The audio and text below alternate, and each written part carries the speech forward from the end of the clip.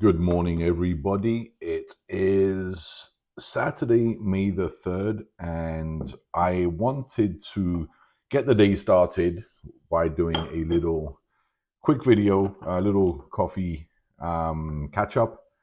I like to actually start doing this every day.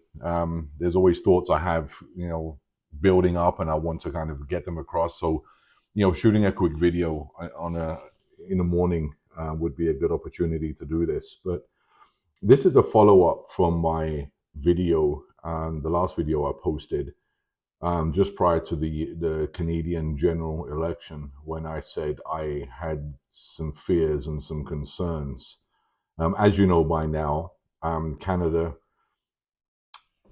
ended up with elected a fourth Liberal government, and I personally am a little shocked that it happened. Not entirely shocked, disappointed that it happened. And my concerns today are really just as valid or just as prevalent as they were in that last video. So we now have a Liberal government again under Mark Carney.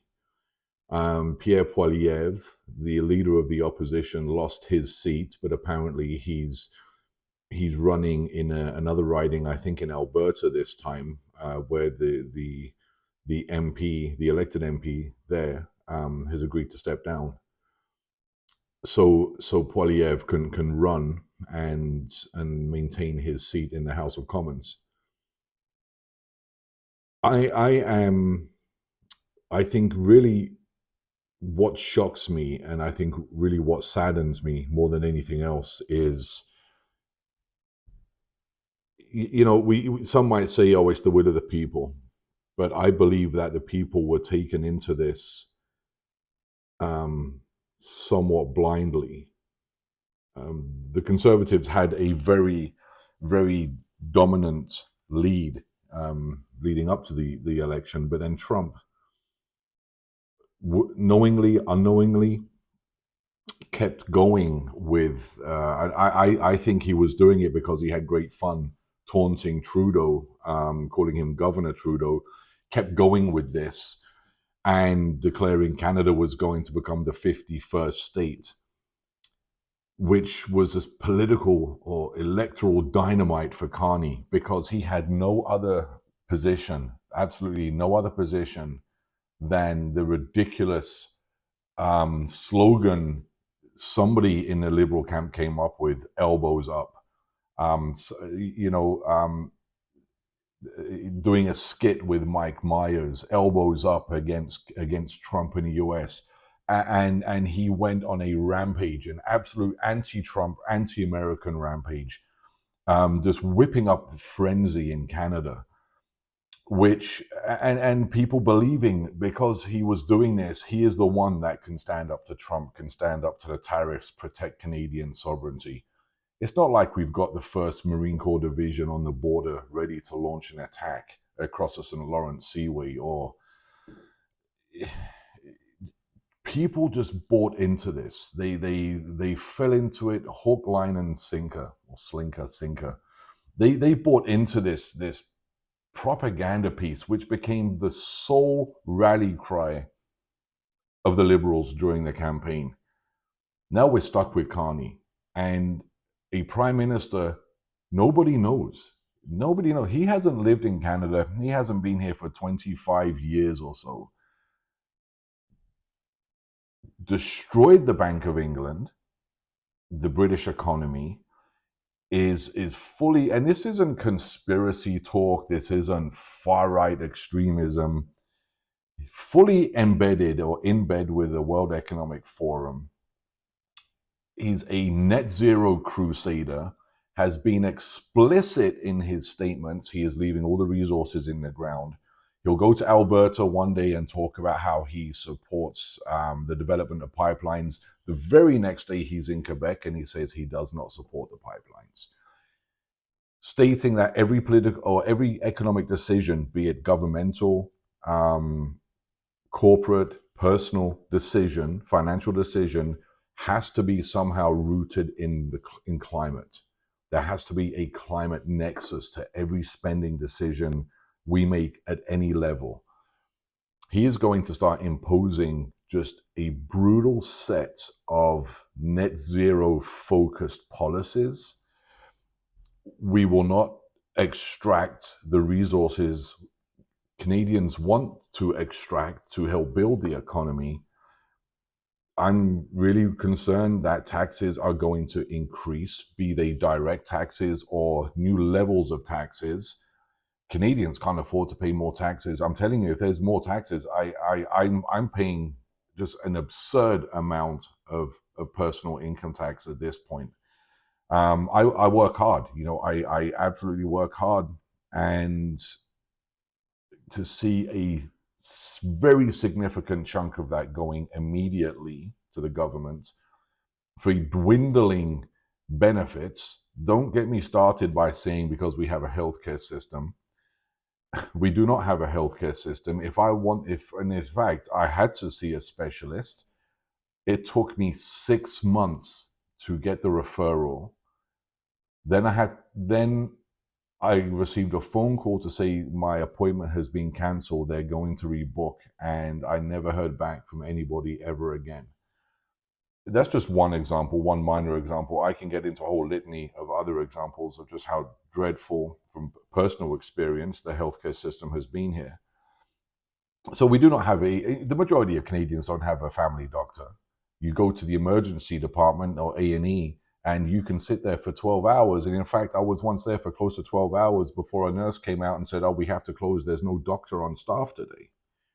In Canada, in an ER department, basically telling people to go home. There's nothing we can do for you. Go find another hospital. That's great if you have a car. What about the people that were sitting there that didn't have cars, that couldn't go to another hospital? So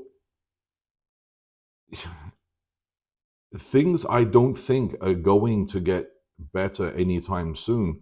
I was watching this morning on a video of a lawyer talking about a potential referendum in Alberta coming up. I mean, the concept of Western alienation is real, and Alberta, they're fit to be tied. These guys. Carney doesn't appear to be a friend at all of the West. Looking at the division of votes in Canada between East and West, I mean, there's a clear split right down the middle of the country. And the suggestion was that it could be within a couple of months, Alberta is having a referendum to determine whether or not they should leave Confederation, and whether or not they go their own way as an independent nation, or they consider joining the US. That has to be decided. But that we're now talking again about Canada splitting, about a province leaving. So if Alberta decides to leave, will this eventually mean that this will give more fuel to the Quebec nationalists who for generations have wanted to separate from Canada as well? So I don't think there's much on the horizon about Carney that's good. Again, we don't know who he is. Has a very shady past. His company Brookfield is currently in court against the Canada Revenue Agency. His company is registered in the Isle of Man in the United Kingdom. I mean, has he even declared his financial his stakes yet? Do we even know? So what are the conflicts of interest here? Canadians don't know who this guy is. They absolutely do not know who he is. But yet they rushed so quickly because of, elbows up. Let's vote this guy in. He's the best one to deal with Trump. His whole campaign was based on, anti-Trump rhetoric. Now he's going down there to see Trump next week, apparently, and he'll come back, and let me guess, he'll be best friends with Trump. They already have so many business dealings which would never divulge by the media here. Just went on an anti-Trump rampage, whipped up this frenzy of people who could not see beyond the stupid slogan. And now we're left with potentially a government that will continue raising taxes. I mean, the threat now of home equity tax. For the longest time, you sell your primary residence, any money you make on it is tax free. But now coming after that tax, coming after people for tax on the profit they're making on the sale of their primary residence. What's that going to do for the boomers who overwhelmingly voted for Carney? So there's some crazy times ahead. There really is.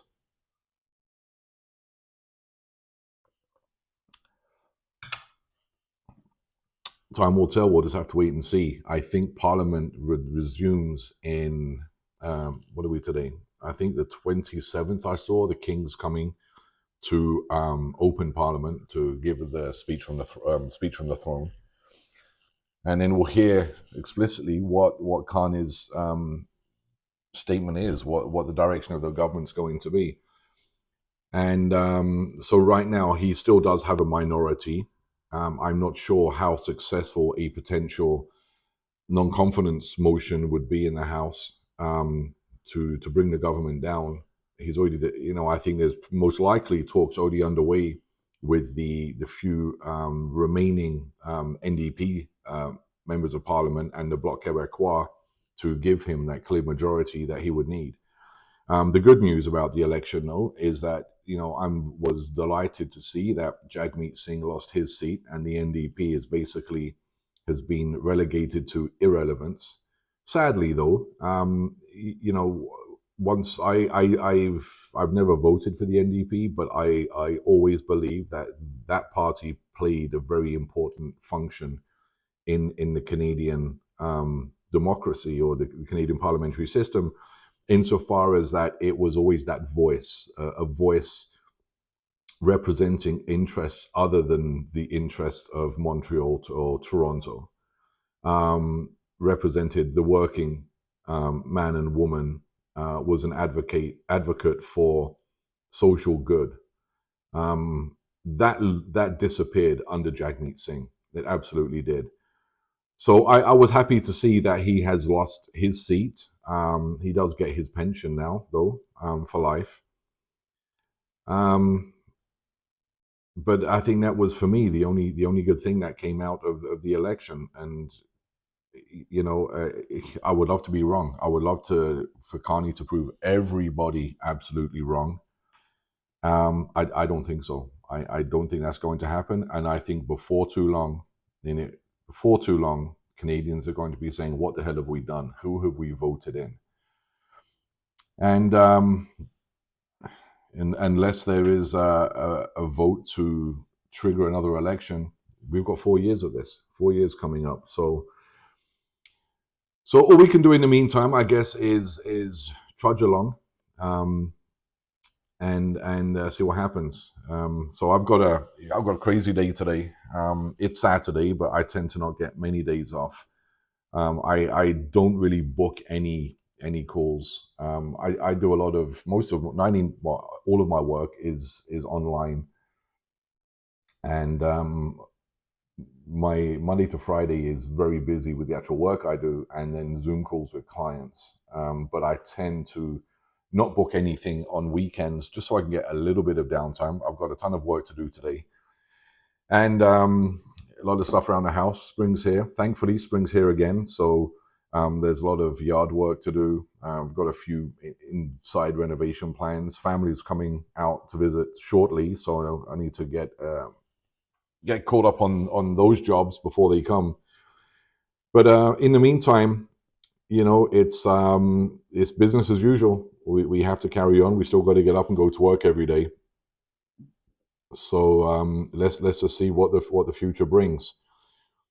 So, all right, guys, listen, I hope you have a great weekend. I'm going to aim to do this daily.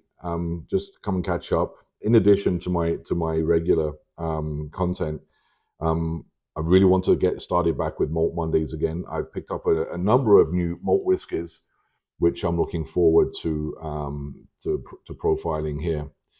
But thanks for watching, and if I'd love to hear what your thoughts are on the new government, on how the election went, what your thoughts are for the future. Drop me a comment below, and if you haven't already, I would really appreciate if you subscribe to the channel. and hitting the notification to receive updates when I do release a new video. But again, so I'm hope to be back here tomorrow morning, and I hope you have a great weekend. And again, any comments, drop me a message below, and I'll catch you on the next one.